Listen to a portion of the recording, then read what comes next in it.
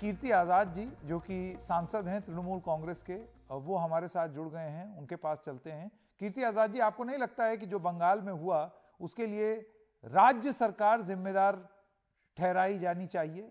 क्योंकि ये कहना बड़ा आसान है, इसने किया उसने किया, लेकिन अंत में जिम्मेदारी कानून व्यवस्था की तृणमूल कांग्रेस की ही है, ममता बनर्जी की ही है, क्योंकि आपकी सरकार है वहां।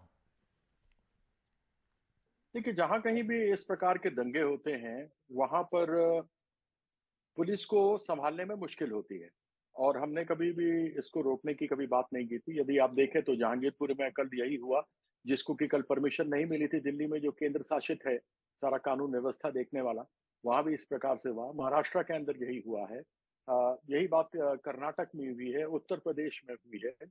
इस प्रकार के दंगे सब जगह हुए हैं और सबसे बड़ी बात तो ये है कि जो लोग जुलूस में निकले थे, भगवान राम शांति प्रिय थे। एक राम राज्य की स्थापना तमंचे बंदूक लेकर के नहीं, साथ में फरसे लेकर के नहीं किया जाता है। राम राज्य, राम सदैव एक सुशील स्वभाव के व्यक्ति थे और उन्होंने कभी भी यह नहीं चाहा होगा कि उनके रामनवमी वाले दिन, उनके जन्मदिन वाले दिन इस प्रकार से लोग डंडे फरसे यह सब लेकर के चले। जबकि इन्होंने जो परमिशन मांगी है उसमें लिखा हुआ है कि हम किसी प्रकार का भी कोई भी ऐसा शस्त्र लेकर नहीं चलेंगे और ऐसी कोई हैजार्डस मटेरियल लेकर नहीं चलेंगे जिससे कि किसी को चोट पहुंच सके या किसी के प्राण को आघात हो सके।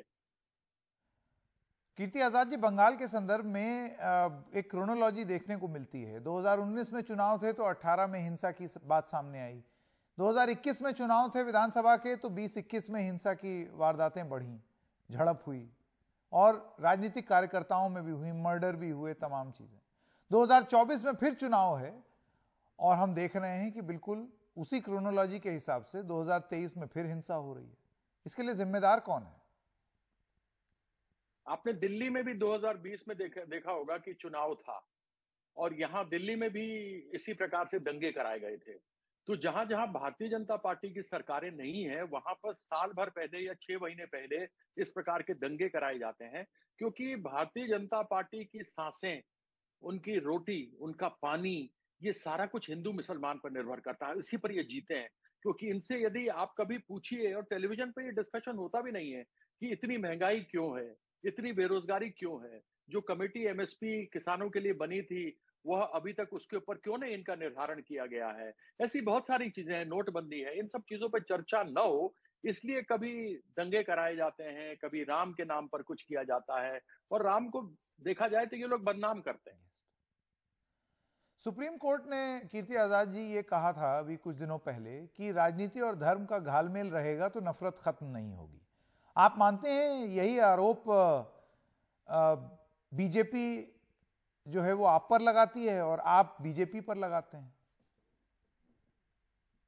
मैं पूरी तरीके से सहमत हूं और भारतीय जनता पार्टी का केवल राजनीति धर्म पर आधारित है।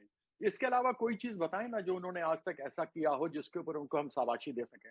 क्या परिस्थिति हो गई, 100 जगह दंगे हुए हैं रामनवमी में कल, और वह केवल ऐसा नहीं कि केवल बंगाल में हुए, वो दिल्ली में हुए जो केंद्र शासित है, जितना भी कानून व्यवस्था है वह केंद्र का देखने का है। महाराष्ट्र में हुआ, कर्नाटक में हुआ, यूपी में हुआ, हरियाणा में हुआ। ये सब किनकी है, किनका राज्य है, यहाँ पर कौन चला रहा है, किसकी सरकारें हैं? तो यह सब किए जानबूझकर किए जाते हैं और लोगों को पोलराइज करने का प्रयास किया जाता है, हिंदू और मुसलमान, इसके अलावा दूसरा इनके पास कुछ है ही नहीं करने को। और यही आपने बात बिल्कुल सही कही कि जब कभी बंगाल में 1 साल पहले इलेक्शन हो, मैंने तो आपको बता दिया दिल्ली में भी जब इलेक्शन था कितनी बुरी मुंह के खाई भारतीय जनता पार्टी ने, 63 सीटें ले आई फिर जीत करके आम आदमी पार्टी। तो यह हम सदैव देखते रहे। गुजरात की बात तो मैं भूल ही गया, वडोदरा में जिस प्रकार से हुआ, वहां किसकी सरकार है? पिछले 25 सालों से भारतीय जनता पार्टी की सरकार है और उसके बाद आप ये देखते हैं। मैं कतई ये नहीं कहता कि जो पत्थर मारते हैं वो सही हैं। मैं ये कहता हूं कि अगर किसी को, मैं आपको यदि नहीं उकसाऊंगा, यदि मैं आपको प्रोवोक नहीं करूंगा तो आप मुझे क्यों कुछ कहेंगे? यदि मैं आपको प्रोवोक करूं, आपको गाली दूं, आपका चरित्र हनन करूं तो स्वाभाविक है कि आपका उसके ऊपर रिएक्शन आएगा ही, क्योंकि आपके अंदर भी आत्मसम्मान वाली बात है।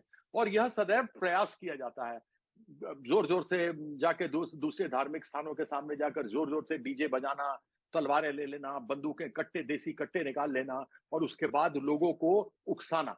तो यह चीज उचित नहीं है। भगवान राम ये कभी नहीं चाहते थे। कीर्ति आजाद जी, आपका बहुत बहुत धन्यवाद।